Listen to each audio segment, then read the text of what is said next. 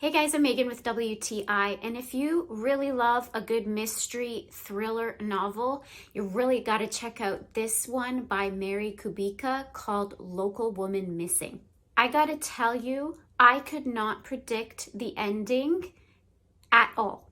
Sometimes I can pick up clues throughout a novel and kind of guess what the ending will be, and the ending to this totally threw me.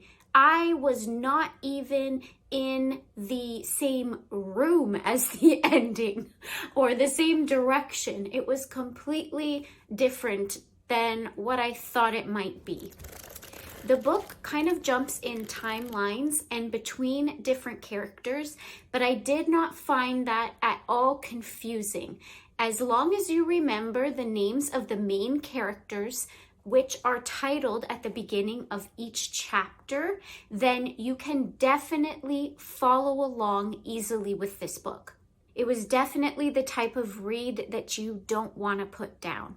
I recommend you give this one a try, and I hope you love it as much as I did, and that's my point of view.